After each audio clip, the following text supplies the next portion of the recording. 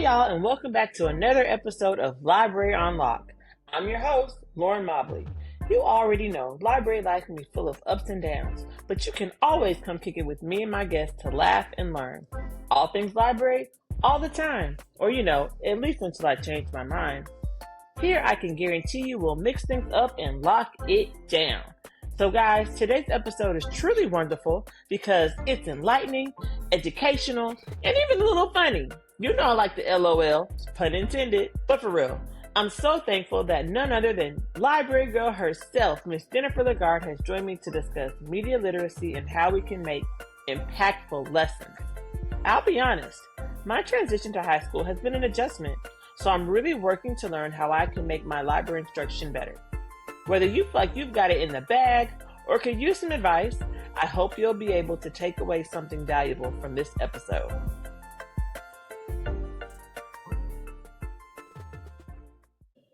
Hey, Jennifer. Okay, y'all. So we already had like a long conversation before we even got started. LaGarde is here. Thank you so much for coming today. It is my absolute pleasure. If the pre-show is any indication of how this is going to go, I am excited. I really swear I should have recorded it, but we'll just, that's between us. But, Jennifer is actually one of my really, really, really good friends. We talk like every week. I love Jennifer so much. I'm so glad you are joining us on Library Unlock. Right back at you. People can't see I'm giving you heart hands. I live for our weekly conversations. And I really, I've been waiting all this time for you to ask me. So it's about time that you asked me to be on this podcast. Oh my gosh, I don't even believe you. But my bad. I just figured you were just so busy. You're busy. You're in Hawaii all the time. You're all over the place. I'm just glad you fit me in your schedule. Any time spent with you, Lauren, is time well spent. So I'm glad to do it. I appreciate that. I love you so much. So before our listeners who don't know you, which only probably a few because, Jennifer is like a queen librarian. I'm old. I've been around for a long time. I'm old. So yeah. You've been running stuff for a long time. You've been helping out and getting things done for a long time. We'll put it like that. Introduce yourself. Tell our listeners who you are, what you do, how you help. Sure. So, it's hard to know where to begin, but I worked in the public schools for a little over 20 years. I started as a classroom teacher and then made my way to the library and spent the rest of my time in library land as a school librarian. I also worked as a public librarian, a rural library on a barrier island off the coast of North Carolina, one of my very favorite jobs. And I also worked as the school library coordinator and support person for the state of North Carolina, supporting all the school librarians in all 118 of North Carolina's school districts. So I retired in 2017. And since that time, I've been teaching pre-service school librarians at Rutgers and also doing professional development for librarians, both online and off around the world. So that's what I do. Yeah, helping so many people. That's really cool about North Carolina. What was that like? An island? I lived on the coast of North Carolina, and there are islands that dot off the coast of the state. And one of them is considered part of Wilmington, North Carolina, or part of New Hanover County, North Carolina. It's Carolina Beach, North Carolina, for any of my North Carolina folks out there, holla. But they had a small branch of a public library out there where on the weekends, when I wasn't being a school librarian, I served as their public librarian for a very small, semi-isolated, largely poor community. And it was really a lifeline to people who were a little bit removed from the rest of the county's resources. And I love that job. Really unique and fun people who with high needs, and it was very rewarding. Are you from North Carolina? No, I'm from the Pacific Northwest, but I left the Seattle area and moved to North Carolina when I was just 18 years old and went to college there and lived and worked there for 27 years before I moved home in 2017 back to the Pacific Northwest, which is where I am now. Yeah. And I really want to visit you up there. I'm ready anytime, girl. It's been too long since we've seen each other. Are you going to any conferences? I don't go to as many conferences as I used to because, as we've already established, I'm an old lady. I don't love to travel Oh as my much as I used gosh. to, but I always go to NCTE every year. I feel like a lot of my people are at NCTE, so I'll be there. I'm going to a conference in New Hampshire next week, but I stay home, or I tend to, let me just say this. I tend to get a lot more out of district work or school based work Mm. because I like to be able to follow up. That going to a conference is great. I love giving a keynote or doing a workshop. All of that is a lot of fun. And I love connecting with people there. But having a relationship with a school district or a school allows me to come in and support librarians, work with kids, and then follow up. So I know that if they need additional support after, I can help. I can find out if what I did really made a difference. All of those kinds of like formative assessments that we do in the classroom in the library all the time anyway. When I work with a school or a district, I get to do a little bit more of that than just a conference. So That's really nice to kind of see even the growth of like your impact and how it was able to shape and kind of keep relationships. That's a good point I didn't really consider. I really want to know how you even got into librarianship. I know you mentioned being a teacher at first, which a lot of librarians were former teachers. Tell us about that. Were you an ELA teacher? I Were you a high was, school? but yeah, I was. I was a middle school and high school ELA teacher for not quite 10 years, but Guessed it. yeah, that's it. I know we have a way about us, don't we? But I always say that my like journey to librarianship really began when I was probably around first or second grade, really, because I was a very transient kid. I grew up really, really Mm, poor in a house that was plagued by things like domestic violence and substance abuse. And my family was very transient. We moved around all of the time. Eighth grade was a pivotal year for me because it was the first year I ever went to a school for an entire school year. And prior to that, my brother and I tried to add it up one time. And by the time I'd gotten to the eighth grade, we'd been to something like 26 different schools. We just bounced around because my parents were either looking for work or the rent was due or who knows, right? But I don't have any memories of my parents ever coming to school with me. I don't remember them coming for a conference or because I was sick or anything like that. But I do have many memories of showing up to a school with my little brother in tow, going to the office saying, "Hey, we're here," and some nice lady at the office giving me a packet of paperwork for my parents to take home so that we could register. And then someone saying, your little brother's classroom is down here and your little brother's and your classroom is this way.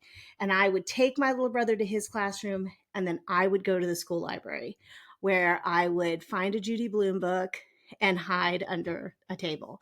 And for some schools, I'm not kidding when I say I spent my whole time at that school in that very location because no teacher was looking for me. Nobody was looking for me. And I would just hide under the table with my Judy Blume book, hoping no one would see me. Because as a poor kid, a transient kid, a chubby kid, school didn't always feel safe.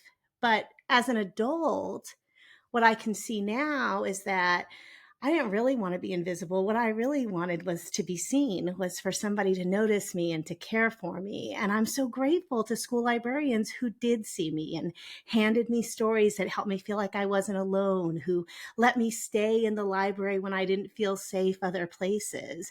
So even though I eventually decided to go the classroom route, it didn't take me that many years to realize that where I really needed to be was the library. And when I came to that realization, it was sort of like a duh, Jennifer. Like, of course you do. Like, this has been your safe place, your home, your whole life. Of course you belong there. So once I found my way there, I just never looked back. It was the best job in the whole school. oh my God, you're about to make me cry. That Listen, was so sweet.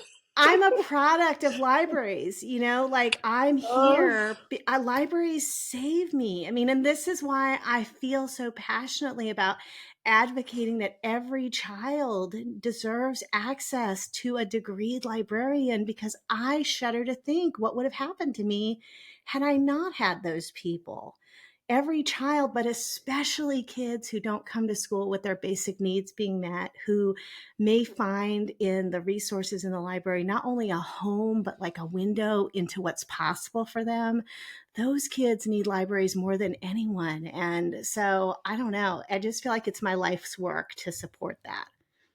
And it shows you're doing such amazing things, but that's so sweet because libraries are such safe havens for our students. And when you think about the schools that do not have school certified school librarians or don't have libraries at all, it's just Yes. devastating. And when you think about how libraries are under attack today and how so many schools are losing them, it's just shuddering, but It's it's making me malpractice really is what it upset. is. Yes, yes, Yes. absolutely.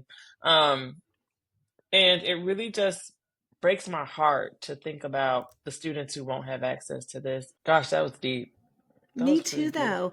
I mean, that's it. I think we're reaping a little bit of what we've sown right now. Every time, no matter who I talk to, I think people are deeply, deeply concerned by the direction our world is heading right now. We have increasingly a populace that can't talk to one another to solve problems, increasingly a populace who doesn't really understand how our government works and doesn't really understand how globally we're all deeply connected to one another. What happens to one person happens to all of us.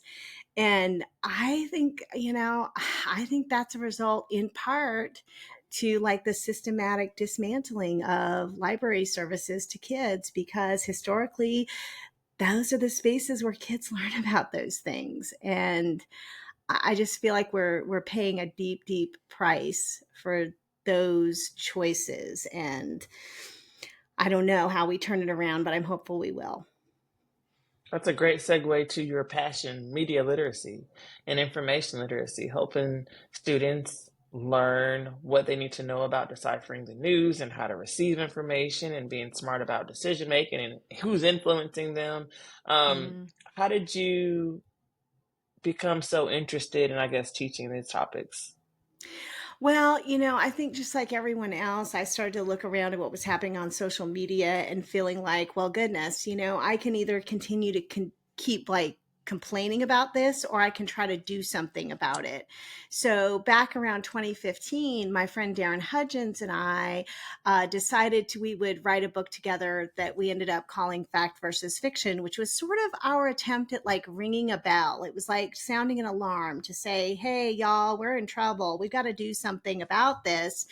And in that book, we really made an attempt not to prescribe a way to do it to teachers. Like we just said, instead of saying you should do it this way, we said, here's some resources for how you could do it. Like that's sort of how we wanted to emphasize teacher autonomy and librarian autonomy. But after that book came out, in the years that followed, social media became the primary news source for most Americans, and information sources as the primary information source, not just for adults, but also for kids. The social media became increasingly more monetized, and our feeds there became more algorithmically driven by emotional triggers. And so for Darren and I, we thought, golly, I'm not sure this first book we wrote is as relevant as it could be anymore. So let's write a new one. And that's when Digital Detectives was born. And Mm, that was our attempt to reframe the way we teach media literacy, to focus less on things like who is the source, when was it published, all of those sort of traditional basic knowledge binary questions where there's a single right answer, to focus more on how does this information make you feel? Who benefits if mm, you feel this way? What are they hoping you're going to do? And what's the cost of that action? So, like for me now, really in the last year or so, I've honestly switched my language. I don't even, when I'm working with groups and with kids especially, I don't even use the term media literacy anymore. I talk in terms of media mindfulness, because mm, I think the question we need to be posing to kids isn't, is this real? Is this fake? Or is this trustworthy? Rather, the question I ask kids is, should you engage with this? And Because engagement has consequences. When you press like, when you press follow, when you comment, all of those things, all those double taps, when you do those things, you're telling the algorithm not simply that you want to see more content like that. You aren't just endorsing the content. What you're telling the algorithm is, I love the way this content makes me feel. Make me feel this way again. So if you're engaging with content that makes you hate people, that makes you hate yourself, that makes you afraid of a certain group of people, that makes you see other people as the enemy, you're telling the algorithm, I love feeling this way. Make me feel like this again. So you're going to get more and more content that triggers those really harmful feelings that divide us. So for kids and adults now, I'm working to help them apply sort of mindfulness techniques to their social media consumption, where they think first about, what kind of feelings does this trigger? Are these healthy feelings? Who benefits if I feel this way? If this makes me hate myself, if this makes me feel like I don't belong on this planet, if this makes me feel like this group of people are my enemy, gosh, who might want me to feel that way? And, Mm. how do they benefit? And what should I do instead? Because we do have control over whether or not we engage. And by stopping that cycle, disrupting that cycle of engagement, that's the only way that we are able to reframe our feeds so that they're more healthy. And we're the only way we're able to send a message to the social media platforms that we want them to do it differently. I just started reading Anxious Generation by Johnathan Mm-hmm. Haidt, Yep. and it is blowing my mind. I mean, I knew this, social media was bad for kids, but to just kind of understand in depth, like what this looks like and how this is impacting people. And I mean, I've only read part one, I'll be honest. I'm at the beginning. That's all right. That's I the still best got a place lot to more books start. to go. Yeah, Right, that's right, right. right. You got to start at the beginning, right?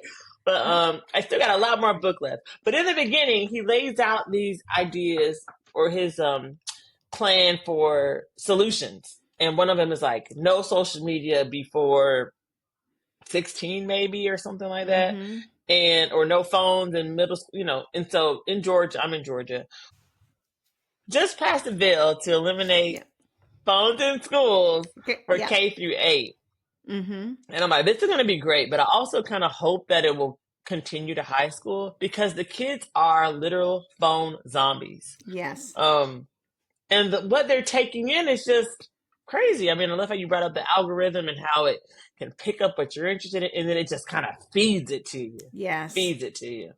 Their brains are so malleable. And I mean, as an adult, I'm kind of sucked into it. So I can't imagine being a teenager or even a kid Yeah. and having all that, giving all that control over to my phone and letting it dictate what Yeah, I I'm mean, seeing and how their I'm frontal feeling. lobes aren't even formed yet. Their brains aren't finished developing yet. So the way that these devices become sort of, I don't know, a book that I also recommend in companionship to Anxious Generation is called Dopamine Nation by Anna Mm. Lembke. And in that book, she calls the smartphone the 21st century hypodermic needle, in that we become addicted to the way that the phones and our platforms trigger dopamine hits in our brains. And Mm. so when you think about it for kids, as their brains are still even developing, we don't fully understand the impact that that increased exposure to dopamine is having on their brains. So it's a double-edged sword. I think we have to prepare our kids for the information landscape that we live in, which requires us not just trying to keep them fully away from phones and all of that, period, but we also have to be a lot smarter and intentional about how much screen time they have and what that screen time is used for.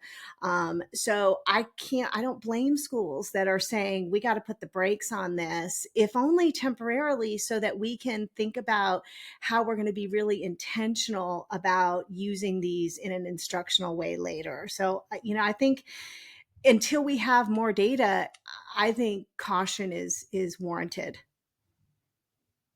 What are some of your suggestions for school librarians who want to try to incorporate media mindfulness into their lessons? How should they approach learning more and being able to present this in a way that's engaging to students? I've been working with a high school. I just came Hmm. from middle school, and I'm really thinking like it is harder teaching high schoolers in the library than it was my middle schoolers in the library. They like to be in there, but when it's like lesson time, they're like, it's not Exactly. hitting like it used to. Yeah. Well, they've already, as somebody who was a middle and a high school librarian myself too, I feel what you're saying really deeply because by high school, they've already made some decisions about who they are and whether or not they feel like the library is a place for learning. And it's hard to undo those ideas. Whereas in middle school, they're still mushy balls of clay to some extent. You're still able to shape them a little bit more. So it's harder. But what I've been working on recently, in a number of different ways, is a project where I am pairing this idea around media mindfulness and picture books, because of course picture books are for kids of our learners, readers of all ages, but what we typically do with a picture book, and I'll use it as a high school level. Let's say that kids are coming in to the library to do research on something for their ELA or their history class or socially something or health class or something like that. One thing that we might do is we might pull out a picture book that's related to that topic to just give them an introduction, to like activate some prior knowledge, to get their minds in the right headspace for that context. Some picture book that maybe, like, I'll use a George Takei picture book as an example. If they're gonna come in the library and they're going to learn about the internment camps during World War II, then we might pull out George Takei's picture book as a way to introduce them to that time period, because it's a first person, memoir in a picture book of his experience in the internment camps. When we do that, as we do a read aloud, what we typically do is we read the book and we might show them the pages and ask them some questions about it's going on, like what do you notice in this spread, etc. I think one of the easiest things that school librarians can do at any level is to simply change our questioning techniques when we're using, and I'm using picture books as an example, but we can use any text really.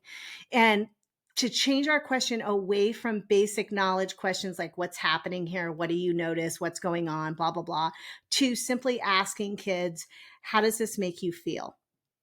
Because that practice of thinking about how media makes you feel emphasizes the idea that all media messages are constructed by someone. There's a human behind the media message, whether it's a picture book or it's a TikTok or it's the logo that's on your t-shirt or it's your tattoo. Somebody created that media message and they had a goal, and often that goal is to make you feel some type of way, right?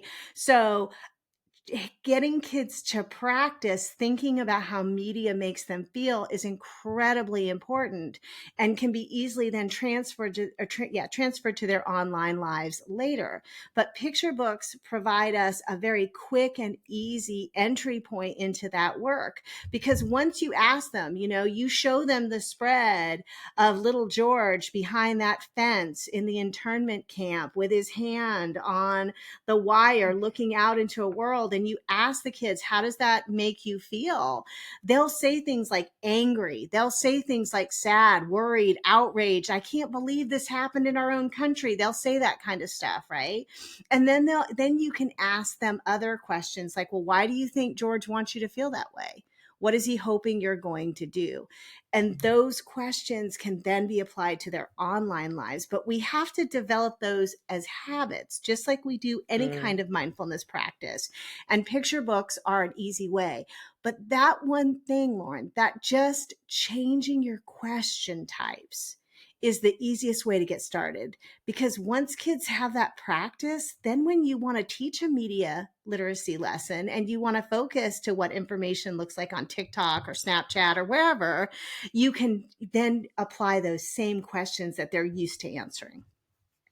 So let's move away from the crap test, everybody, and kind of Exactly. transition. Yes. Oh my gosh. I have to tell you this one story. A lot of times in workshops, I'll put up a timeline of all these tech tools, and it'll have it'll have this long 2 decades long timeline that has tools that we use to get information and tools that we use to evaluate information. And the crap test, of course, is at the very far side of that timeline because it was invented before all of these tools that we use to get information it was invented before social media. It was invented before the smartphone. It was invented before all these things. And one of my very favorite stories is I put up this timeline in a workshop in upstate New York, and it was this giant room with like 400 librarians in it. And I'm like, what do y'all notice about this? And some librarian way in the back shouted, "Oh my God, we created the crap test before we created all the crap," which I thought was hilarious. But it's true. Those tools just were not, the people who invented those tools couldn't have conceived of a world where we all carried around highly powerful computers in our pockets and got our information off of crowdsourced platforms. They just weren't invented for the times we're living in. So it's time for them to be retired.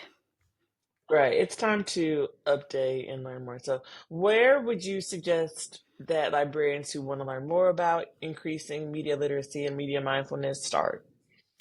I think one of the best places right now to get information, and this is going to be so ironic that I'm going to say this right now, but a lot of our understanding of how to apply these skills to today's information landscape, all of that understanding is still developing.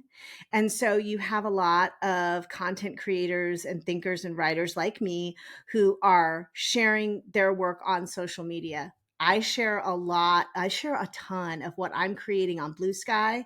And I use the hashtag TLSky or TLSky chat there, and you can get a lot of information. My blog is another resource. I share a lot of resources there. So, and they can also reach out to me directly. I'm happy to help in any way that I can.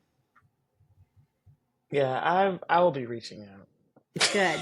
Let's do Just something because magical for your let's do kids. something magical. I just want to make it more fun. Like, of course, I want to be instructional, but I feel like with my lessons, I've been, I'll get the standard from the teacher, and it's not fun. I know.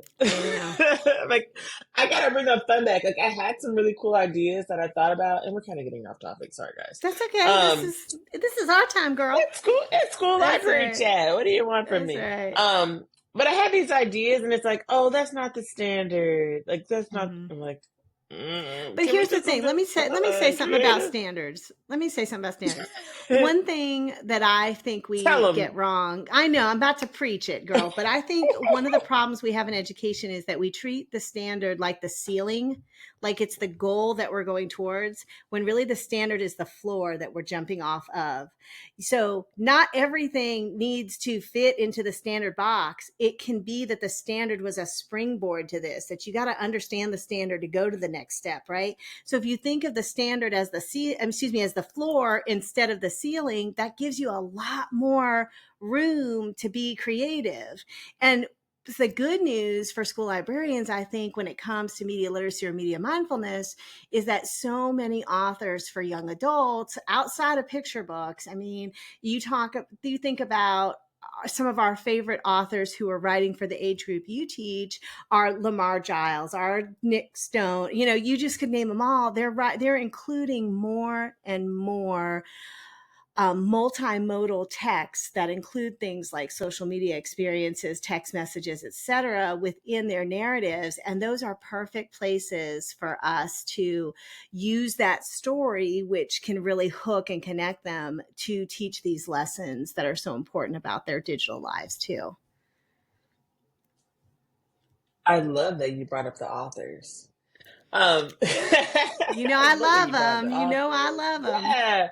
So you have your podcast, The Reader's Heart, which is so sweet, and you interview some incredible authors. So tell us a little bit about that.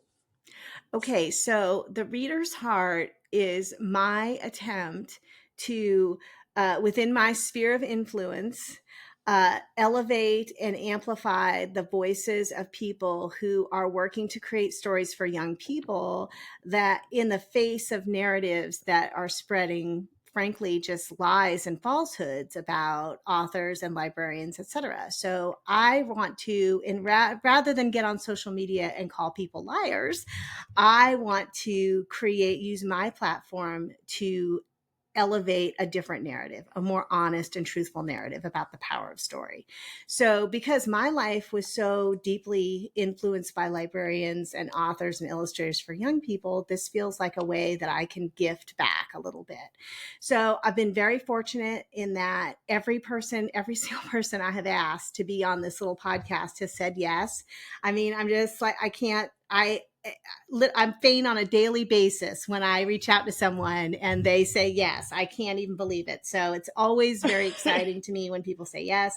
It's been a joy for me to produce. It is like a passion project. You know, as a podcaster, I don't make any money from this. It costs us money. It doesn't. We don't make any money. It costs us money.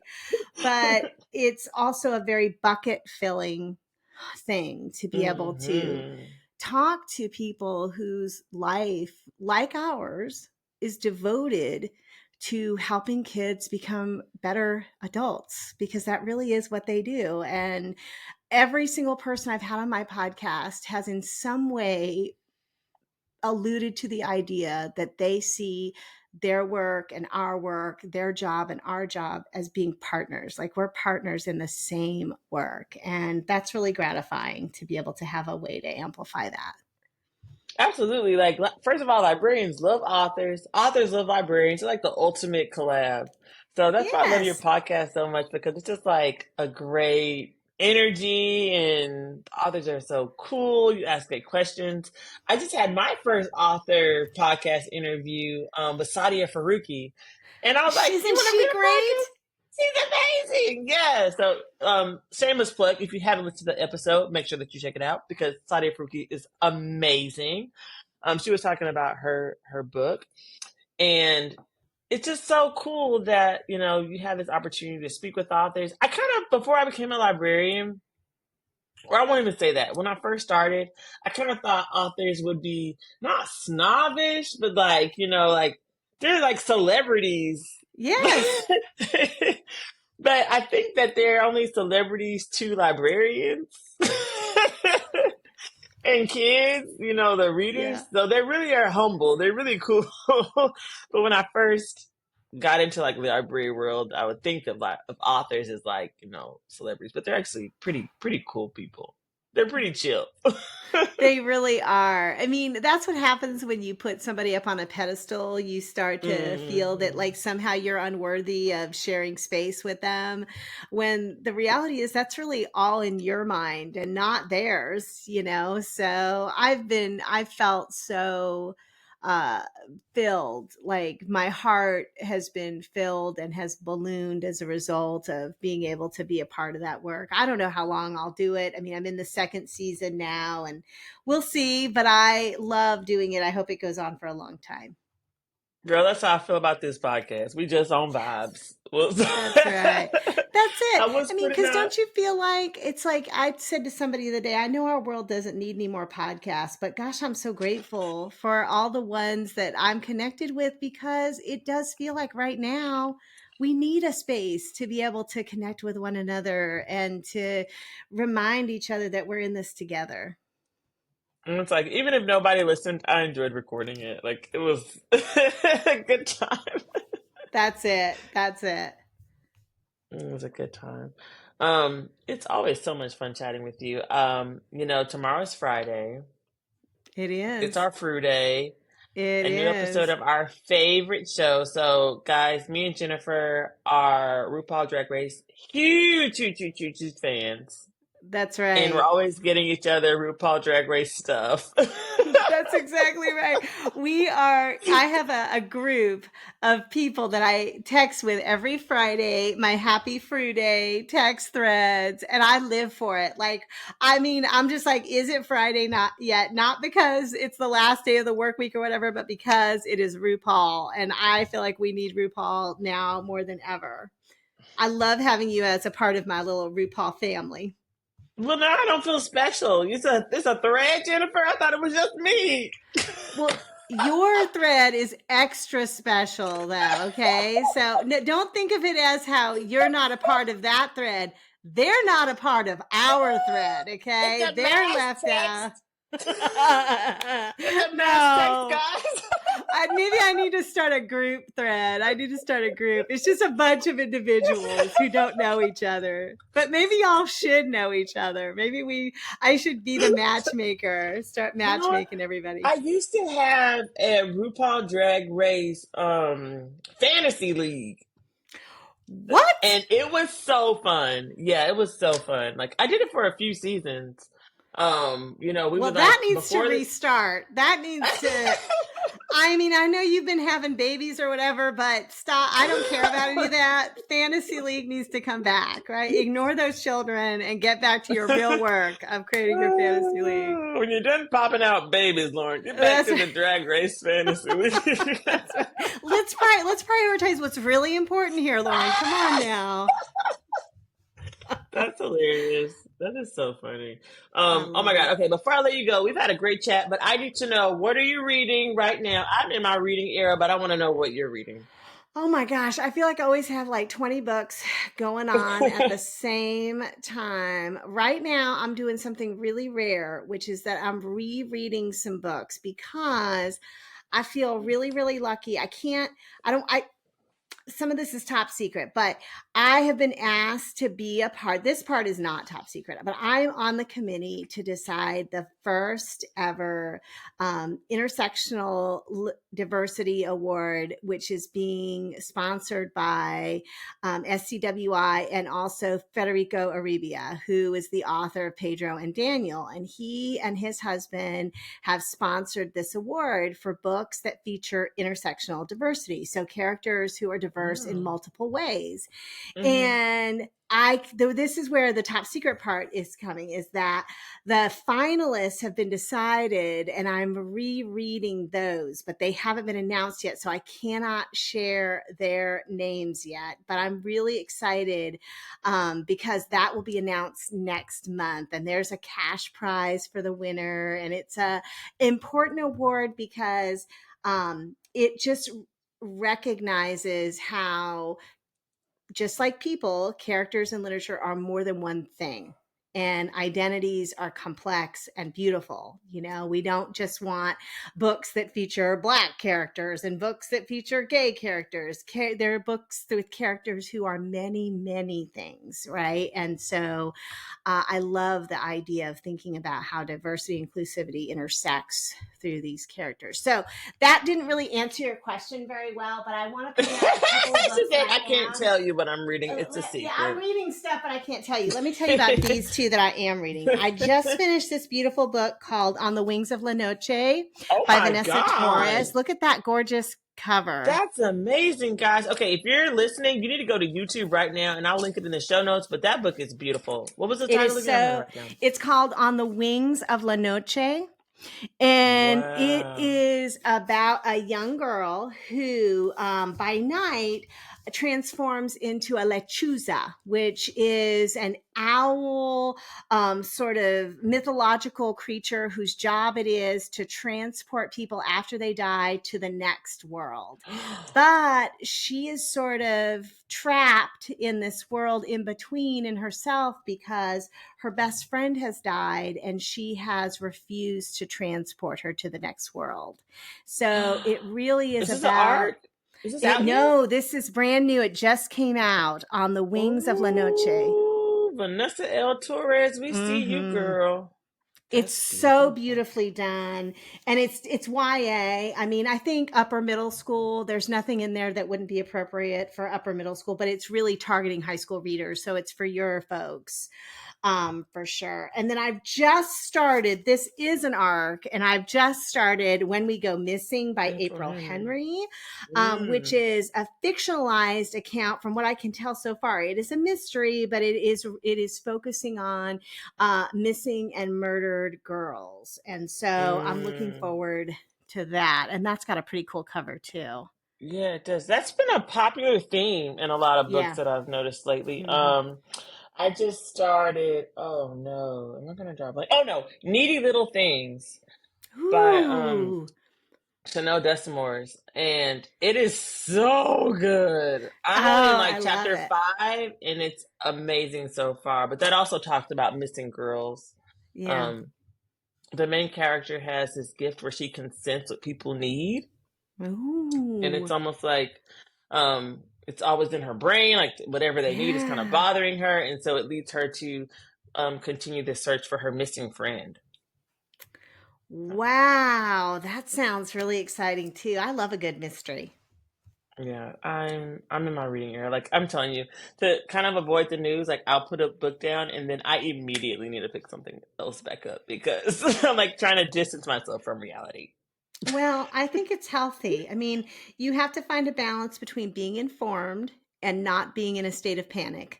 And if reading helps you do that and an occasional glass of Prosecco, I say go for it, girl. Glass or two. I'm right there with you. All right, well, Jennifer, before I let you go, is there anything that you want to share with our listeners? Where can they find you and connect? Okay, well, I have limited my social media now. I'm only just in two places, which is BlueSky and on Instagram, but it's real Mm-hmm. easy to find me. I'm Jennifer LaGarde in both of those places, so you can find me there. My blog is librarygirl.net, where I share all of the things. And I'll also just give a really quick little plug to my friends at Bookalicious. I run a middle grade book club for them once a month, where the authors and illustrators of the books we read join us every single month. It is so wonderful. It's absolutely free, doesn't cost anything. So head over to bookalicious.com and register for those. They are a blast. I love Bookalicious. Me too. Me I love too. Just good people. That's right. Let me say one last thing. I saw on social media Erin Bow, who wrote Simon Sort of Says, which was the National Book Award finalist a couple years back, that she posted on social media that she was giving up billionaires for Lent. That she was, for her, that meant she was going to try to reduce the ways that she supported billionaires. And one of the ways that she was going to do that is not buying books on Amazon anymore.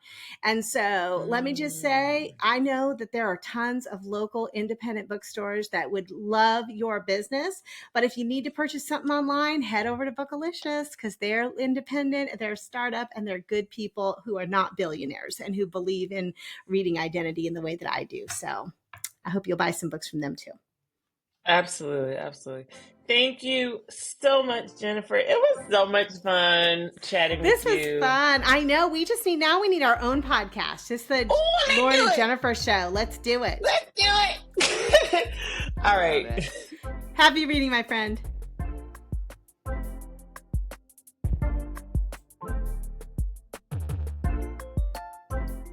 Jennifer. Oh my goodness. Thank you, thank you, thank you. She's such a light, and I'm so honored and grateful she took the time to speak with me. As we move forward, remember, media literacy is an incredibly important part of our jobs.